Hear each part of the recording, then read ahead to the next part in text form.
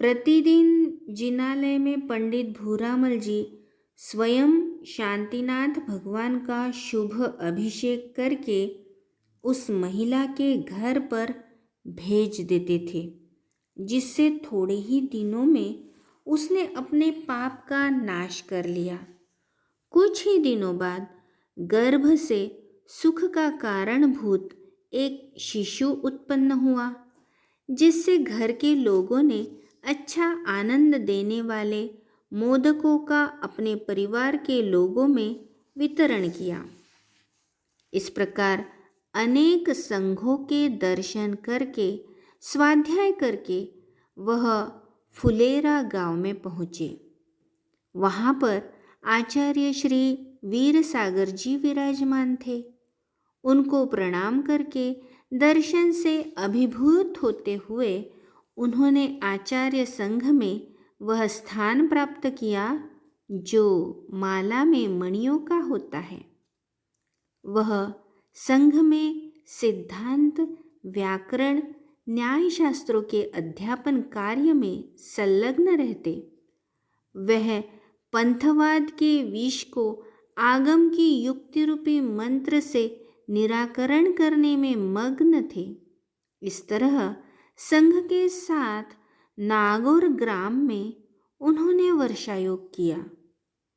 उसके बाद चातुर्मास के दौरान सुजानगढ़ में रहकर वहाँ नेत्र रोग की शल्य चिकित्सा हुई। ध्यान स्वाध्याय में समय व्यतीत करके फिर वहाँ से भी ससंघ विहार हुआ। जब आचार्य देव श्री सम्मेद शिखर की यात्रा करने के लिए तैयार हुए, तब पंडित भूरामल जी ने विनय सहित प्रार्थना की, भगवान, मैं यहीं पर रुकना चाहता हूँ। आचार्य श्रेष्ठ ने उन्हें आज्ञा दी, आप अपनी अनुकूलता से प्रवर्तन करें।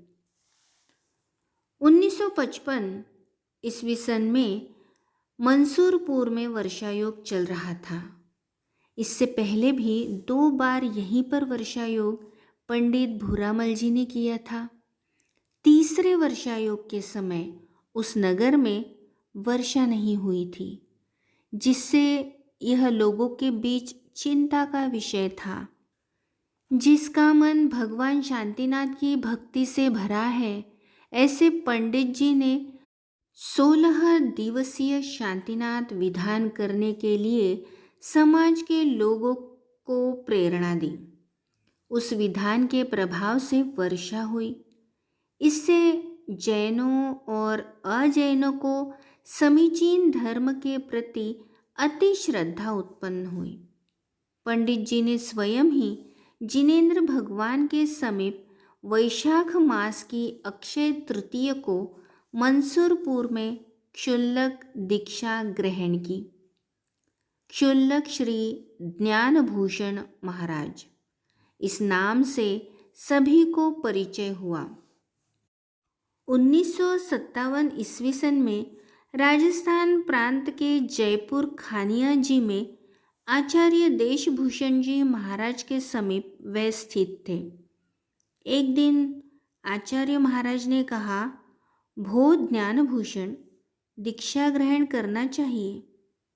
विद्वान श्री ज्ञानभूषण जी नयन झुकाकर मुस्कुराते रहे और कुछ नहीं कहा। आहारचर्या के बाद जब वह आचार्य महाराज के पास बैठे थे, तभी विनोद भाव से आचार्य देशभूषण जी ने प्रसन्नता के साथ क्षुल्लक जी के कंधे पर पड़े दुपट्टे को खींच दिया। क्षुल्लक जी भी गुरु चरणों को स्पर्श करके कायोत्सर्ग के साथ संकल्पित हो गए। इस प्रकार ऐलक ज्ञानभूषण महाराज की जय हो ध्वनि से आकाश गूंजा। श्री सम्मेद शिखर यात्रा से वापस आकर आचार्य श्री वीरसागर महाराज संघ सहित निवाई, टोडराय सिंह, खानिया आदि स्थानों पर वर्षायोग स्थापित किए। जयपुर खानिया जी में जब आचार्य श्री वीरसागर जी का चातुर्मास चल रहा था, तभी उनका स्वास्थ्य गिर गया। जब कभी वह असाता वेदनीय कर्म की उदीरणा के कारण मिर्गी रोग से पीड़ित हो जाते थे। उस रोग की मूर्छा में चले जाने पर भी पूर्वाभ्यास के बल से नमस्कार मंत्र पढ़ने की सूचक उनकी अंगुली चलती रहती थी। ऐसे कुशल आचार्य अश्विनी कृष्णा अमावस्या को 2014 विक्रम संवत्सर में प्रातः 10:50 पर चीर समाधि में विलीन हो गए। उसी समय श्री शिवसागर संघ सहित उर्जयंत पर्वत की वंदना करके राजस्थान प्रांत के ब्यावर गांव में वर्षा योग की स्थापना करके वहीं पर रुके थे। समाधि के समाचार को जानकर वर्षा योग निष्ठापन के बाद खानिया चुलगिरी में आचार्य श्री वीरसागर जी की चरण प्रतिष्ठा समारोह में संघ सहित मुनि शिवसागर जी महाराज ने भाग लिया। ऐलक ज्ञानभूषण महाराज भी यह समाचार सुनकर इस समारोह में आ गए। इसी प्रकार परमन में अनित्य भावना भाकर उनका मन वैराग्य से भर गया और उन्होंने प्रार्थना की, भगवान, समय की भयंकरता को कोई भी नहीं जानता है, इसीलिए जिन दीक्षा प्रदान करके मुझे अनुग्रहित करें। यह निवेदन सर्वत्र पक्षी की उड़ान की तरह फैल गया और चर्चा का विषय बन गया। जो सम्यक ज्ञान के आधार है, जो समस्त शास्त्रों में प्रवीण होते हुए भी तथा जिनेन्द्र भगवान के प्रवचन समूह को धारण करके भी उपाध्याय का कार्य करते हुए भी यश के द्वारा प्रतिष्ठा प्राप्त करके भी वह ज्ञान भूषण, अरे दीक्षा विधि में मन क्यों बना लिया? जो कोमल अंगों वाले शरीर को धारण करके भी अत्यंत सुंदर होकर भी, सारस्वत होकर भी और विद्वानों में श्रेष्ठ बुद्धि की धूरा को धारण करके भी नग्नता के साथ केश रूपी सर्पों के लुंचन के साथ मोक्ष रूपी सर्पमणि प्राप्त करना बहुत कठिन है। उसे यह कैसे प्राप्त करेंगे? जो बाल्यावस्था से अपनी दृढ़ मानसिकता के बल से विद्यालय में अच्छी तरह पढ़े और अपने पुरुषार्थ से बाद में जिन्होंने नियम संयम ग्रहण किया, जिन्होंने मदन पर अंकुश लगाया है, निश्चित ही वह किसी अन्य दशा को यहाँ प्राप्त हुए हैं। कितने ही लोग कह रहे हैं कि यह इनके पुण्य का फल है। कितने ही लोग कह रहे हैं कि यह बुद्धिमानों का कार्य है। कितने ही लोग कह रहे हैं कि यह आसन्न भव्य आत्मा का लक्षण है। और कितने ही लोग कह रहे हैं कि बहुत जन्मों में जिसने अच्छा कार्य किया है उसका संस्कार है। इस प्रकार विचार करके सभी नगरवासियों ने दीक्षा महोत्सव की विधि आनंद के साथ संपन्न की। उस समय उस नगर की शोभा हर्ष के अतिरेक और जय जय के शब्द की मधुर ध्वनि से ऐसे लग रही थी मानो बिजली की कड़कड़ाहट के साथ मेघों की गर्जना हो रही हो। आचार्य देव शिवसागर जी महाराज भव्यों के बंधु हैं। उनके आद्य दीक्षित मुनि अब श्री ज्ञान सागर नाम से मुनियों में प्रसिद्ध और वक्ताओं में श्रेष्ठ है। ऐसा लग रहा है मानो मुक्ति रूपी स्त्री के शरीर से रमण करने के लिए यह नग्नता को धारण किए है। निर्ग्रंथता की अनुभूति तो गूंगे व्यक्ति की मिष्टता की अनुभूति की तरह है। निर्ग्रंथता की भावना सभी भावनाओं में दुर्लभ है। निर्ग्रंथता को धारण करना जिनेंद्र भगवान के समीप पहुंचना है। निर्ग्रंथता की प्रेरणा आत्मकल्याण की प्रेरणा है। निर्ग्रंथता का ध्यान जिनेंद्र भगवान का ध्यान है। निर्ग्रंथता प्रवचन का सार है। निर्ग्रंथता मुक्ति का द्वार है। निर्ग्रंथता ही अनुकूलता है। निर्ग्रंथता जीवन की सफलता है। निर्ग्रंथता निष्काम योग है। निर्ग्रंथता जिनेंद्र भगवान का प्रतिरूप है। निर्ग्रंथता शत्रु मित्र में समता है। निर्ग्रंथता ही निश्चिंतता है। अत्यंत दुर्लभ चारित्र की आधार भूमि निर्ग्रंथता की हमेशा भावना करते हुए वह मुनि ज्ञान सागर जी शास्त्र ज्ञान को आत्मज्ञान में परिणत कर रहे थे। वह द्रव्य श्रुत को भाव श्रुत में निरंतर आरोहण करा रहे थे। व्यवहार नय की अपेक्षा निश्चय नय ही प्रधान है। इस प्रकार की अनुभूति उन्हें स्वयं ही हुई थी। दोषों में मौन रहना और गुणों का निरीक्षण करना ही आत्मकल्याण में तत्परता है। एक बार उन्होंने देखा कि क्षुल्लक दीक्षा के समय कोई साधु चश्मा को धारण किए हुए बैठे थे। तभी आचार्य शिवसागर महाराज ने कहा, यह चश्मा भी परिग्रह है, इसलिए इसे हटा दो। मुनि ज्ञान सागर जी अपने गुरु की परिग्रह के प्रति सूक्ष्म दृष्टि को जानकर अपने मन में हर्षित हुए। आचार्य श्रेष्ठ मुनि ज्ञान सागर जैसे विद्वान पुरुष को अपने शिष्य के रूप में बना करके संतुष्ट हुए थे। संघ में नियम से संघस्थ मुनि आर्यिका और उत्कृष्ट श्रावक श्राविकाओं का अध्ययन चलता था। 1962 ईस्वी सन में जयपुर जिले के जोबनेर नगर में प्रवास था। उस समय आचार्य संघ में मुनि ज्ञान सागर जी के साथ साथ श्रुत सागर जी, भव्य सागर जी, अजीत सागर जी, जय सागर जी आदि मुनि और सुपार्श्वमती, इंदुमती आदि आर्यिकाएं सुशोभित होती थी।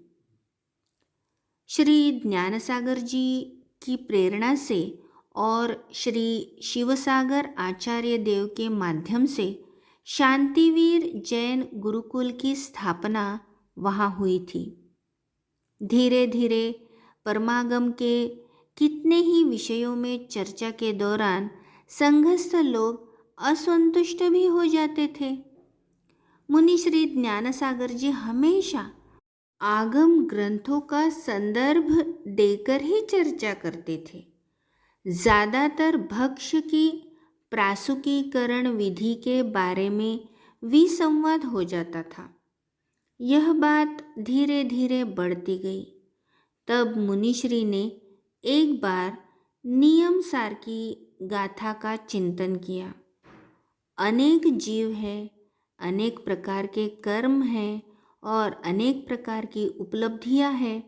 इसीलिए अपने दर्शन और परदर्शन वालों के साथ विवाद नहीं करना चाहिए। उसके बाद मौन पूर्वक आचार संहिता में लिखी विधि के अनुसार शुद्धोपयोग की मुख्यता से वह प्रवृत्त करने लगे। मुनि दशा में ही आत्मा का अनुभव मुख्य रूप से होता है। इस प्रकार सोचकर चिरकाल से जिस आत्मा का अनुभव नहीं हुआ उसका अनुभव करना ही श्रेष्ठ है। उसी में अवस्थित होने के लिए वह समय गुजारते थे, मौन हो जाते थे, पर भी भोजनचर्या के समय रूढ़ी से बने हुए आहार को छोड़कर ही वह भोजन करते थे। इसमें भी किसी आर्यिका को आपत्ति हो गई। तब उन्होंने चिंतन किया कि उस वस्तु को छोड़ देना चाहिए जिसके साथ क्लेश लगा हो, और उस वस्तु की समायोजना कर लेना चाहिए जिसमें विशुद्धि बढ़ती हो। उसके बाद नम्रीभूत अंगों के साथ कोमल वचन समूह को धारण किए मुनि श्री ज्ञानसागर जी विहार करने के लिए उद्यत आचार्य देव के चरणों में प्रणाम करके कहा, आप जो आज्ञा करेंगे उन्हीं वचनों में मेरी परम प्रीति है। फिर भी मैं यहीं रुकने को इच्छा करता हूँ। इस प्रकार की आपकी आज्ञा चाहता हूँ। मैं कुछ भी आपके प्रतिकूल नहीं करूँगा। ऐसा कहकर वह क्षण भर बैठे रहे। तभी आचार्यवर्य ने कहा, आपको सभी शास्त्र दर्पण की तरह ज्ञात है। आप करणानुयोग और चरणानुयोग में कुशल है, गुरु विनीत है। आपकी जैसी इच्छा हो रही है वो करें। अनुभवशील होने से इसमें कोई बाधा नहीं है। इस प्रकार स्वीकृति के वचन सिर पर धारण कर निरतिचार व्रत के पालन में तत्पर हो योग्य क्षेत्र को उन्होंने पदविहार से अलंकृत किया। समीचीन धर्म का उपदेश करने से पहले वह नमस्कार मंत्र का उच्चारण इस प्रकार कहते थे, नमो अर्हन्ताणम इत्यादि, नमो अर्हन्ताणमित्यादि, नमो अरुहन्ताणमित्यादि, अर्थात अरहंत पूजा के योग्य अरहंतों को नमस्कार हो। अरिहंत कर्मों से रहित अरिहंतों को नमस्कार हो। अरुहंत जन्म रहित अरुहंतों को नमस्कार हो। प्रवचन कला में निपुण, प्रश्न पूर्ण होने से पहले ही उत्तर को देखने वाले मुनिश्री आचार मार्ग के अनुसार विहार करके रत्नत्रय की विशुद्ध भावना से प्रभावना करते थे। धर्म के प्रचार में वह अपने को संलग्न नहीं करते थे। धर्म प्रचार के लिए जब उन्हें कोई भी उत्साहित करे तो वह कहते थे, मैं तो साधक हूँ, प्रचारक नहीं हूँ। अजमेर स्थित सोनी जी की नसिया में उन्होंने वर्षायोग की स्थापना की। वर्षायोग से पहले वे नसीराबाद में थे। उस समय अजमेर नगर के छगनलाल पाटनी नाम के कोई श्रावक कर्णानुयोग के ज्ञाता होने पर भी निश्चय धर्मावलंबी जनों की संगति से मुनि जनों में श्रद्धा से दूर गए थे। किसी ने कहा, छगनलाल जी, नसीराबाद चलो, वहाँ कोई मुनि ज्ञान सागर जी है जो विद्वानों में तिलक यानी श्रेष्ठ है। उन्हें अजमेर नगर में ले आते हैं। तब छगनलाल ने कहा, बहुत ज्ञान सागर आते हैं, मैं कहीं नहीं जाता। वह नसीराबाद नहीं गए। बाद में जब वर्षायोग अजमेर में हुआ तो एक बार वह परीक्षा के लिए सभा में आगे आकर बैठ गए। भरत चक्रवर्ती के वैभव का विस्तार सहित वर्णन मुनिश्री ने किया। उन्होंने कहा कि वह चक्रवर्ती इस प्रकार के वैभव का स्वामी था।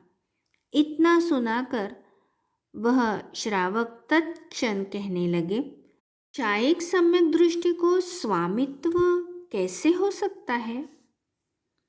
क्षण भर रुककर धैर्य के साथ मुनिश्री ने उत्तर दिया कि आपने ठीक कहा है।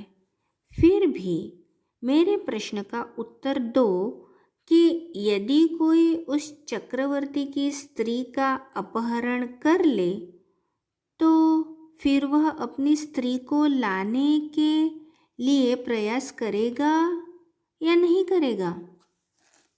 यह सुनकर वह श्रावक विद्वान मौन हो गए और कहने लगे, भगवन, मैं अपने दुराग्रह के कारण आज तक ठीक ठीक समझ नहीं पाया। मेरे दोषों को क्षमा करो। उसके बाद श्रावक ने गुरु रूप से उनको स्वीकार कर लिया। ताराचंद गंगवाल, माधोलाल गदिया इत्यादि श्रावक मंडली से सुशोभित वह छगनलाल हमेशा अनेक प्रश्नों को पूछते थे। श्री गुरुजी भी अपनी सरलता और अपनी प्रज्ञा से उनको संतुष्ट कर देते थे।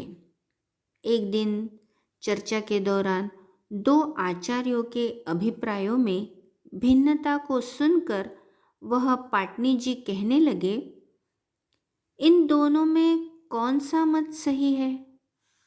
तब गुरुदेव ने कहा, इसका निर्णय नहीं हो सकता, क्योंकि उनके बाद के सभी आचार्य परमेष्ठी इस विषय में मौन धारण किए हैं। फिर भी जब समाधान के लिए उन्हें बाध्य किया गया तो मुनिराज ने विनोद भरे स्वर में कहा, भाई, मेरे सिर पर तो 2-3 बाल ही बचे हैं, उन्हें तो बचे रहने दो। केवल ज्ञान के बाद भी कुछ जानने योग्य है, अन्यथा उसके बाद क्या करोगे? बहुत काल से मतों में भिन्नता रही है, फिर भी मूल तत्व में कोई भिन्नता नहीं है और न ही आचार्य देव के मन में कभी भी दुर्भाव रहा है। इसीलिए हम लोग विवाद में क्यों काल गवाए? बुद्धिमान पुरुषों का समय अच्छे शास्त्रों के पाठ में हर्ष के साथ व्यतीत होता है और पृथ्वी पर भार वालों का समय मौखर्य और धनार्जन में जाता है। जिसकी शास्त्रों में ममता रही है, उसकी बुद्धि में ममता नहीं रहती है। यदि बुद्धि में ममता रहती है तो वह भी क्रम से कम होती जाती है। हे भव्य, शास्त्र का फल तो यही है कि बुद्धि समता में हो। इसी फल का यह ध्यान करना चाहिए कि ज्ञान का और कोई फल नहीं है। प्रेमराज दोषी नाम के कोई श्रावक परीक्षा प्रधानी थे, जो स्वाध्याय के समय आए और उन्होंने उपचार विनय नहीं की। ऐसा देखकर किसी ने कहा कि आपने सभ्यजनों के योग्य समाचार क्यों नहीं किया? मैं नमोस्तु नहीं करूँगा, क्योंकि मुनि के पास चश्मे का परिग्रह है। सभा के लोग कुछ हंसने लगे। फिर भी मुनिराज क्षोभ को प्राप्त नहीं हुए और उन्होंने मधुर वचनों से कहा, हाँ, वह परिग्रह है। यदि मैं उस चश्मे से सुंदर रूप का अवलोकन करूं, स्वाध्याय लेखन कार्य के लिए और समितियों का निर्दोष पालन करने के लिए उस चश्मे को धारण करने में कोई दोष नहीं देखता हूँ, क्योंकि वह अपरिहार्य विधान है। गुण दोषों का इस प्रकार का विवेचन युक्ति युक्त है। इस प्रकार अवधारित करके लज्जा सहित वह क्षमा की प्रार्थना करते हुए बार बार नमन करने लगे। वह मन में भावना करते हैं, अत्यंत पुराना सूतली से बंधा यह उपकरण वास्तव में अत्यंत उपकारी है, क्योंकि यह मूर्छा के अयोग्य है। इस प्रकार स्व पर कल्याण के इच्छुक मुनिश्री ने राजस्थान प्रांत में ही विहार, धर्म उपदेश, वर्षा योग, ग्रीष्म योग और शीत योगों को निष्ठापित करके संवर निर्जरा तत्व को खूब संपन्न किया। 1965 ईस्वी सन में ब्यावर समाज के द्वारा पंडित हीरालाल शास्त्री, पंडित प्रकाश चंद्र जैन, पंडित गणेशीलाल रतनलाल कटारिया इत्यादि प्रमुख विद्वानों के सानिध्य में ज्ञानसागर ग्रंथमाला प्रकाशन समिति ब्यावर इस नाम की संस्था स्थापित हुई। ज्ञान, चारित्र और संयम से जो वृद्धि को प्राप्त हुए और महान व्यक्तियों में बढ़े हुए हैं, जिनकी तृष्णा जीर्ण यानी नष्ट हो गई है, जो राग द्वेष से रहित है, वह संयम के समीचीन प्रभाव के कारण कभी खेद को प्राप्त नहीं होते। मुनि ज्ञानसागर जी की पंचेंद्रिय के विषयों में गृद्धता नहीं रही। संसार में उनकी ख्याति पूजा के विषय में भी अच्छी नहीं थी। ऐसे मनीषी को ग्रंथों से क्या और उनकी प्रशंसा ग्रंथमाला संस्था से क्या? कर्तव्य पूर्ति करना ही उनका सुख है। नहीं चाहने वाले को सब कुछ प्राप्त होता है, चाहने वाले को कुछ नहीं प्राप्त होता है। यह विचित्र दशा है। जैसे पीठ पीछे के सूर्य की छाया सामने दिखने पर भी पकड़ने में नहीं आती और मुख फेर लेने पर वही छाया पीछे हो जाती है। श्री ज्ञानसागर मुनिराज विहार करके रैनवाल ग्राम में आ गए। वहाँ के 2 श्रावक गुलाब चंद्र गंगवाल और रतन चंद्र गंगवाल कुष्ठ रोग से असाता के उदय का अनुभव करते थे। मुनि भक्त परायण किसी श्रावक ने कहा, गुरुदेव का पादोदक भक्ति से वंदना करके कुष्ठ रोग से पीड़ितों को अपने हाथों में लगाना चाहिए, जिससे वह दोनों श्रावक आहारचर्या के समय उनके पीछे पीछे चले जाते और उनके गंधोदक को लाकर प्रतिदिन उसी प्रकार लगाते। 20 दिन के भीतर ही उन दोनों का कुष्ठ रोग समाप्त हो गया। यह देखकर सभी नागरिक विस्मित हो गए। इस प्रकार मुनि प्रणम्य सागर विरचित अनासक्त महायोगी नामक महाकाव्य में आचार्य विद्यासागर चरित्र का वर्णन करने वाला गुरु गरिमा आख्यान सद्यक 7वां सर्ग समाप्त हुआ।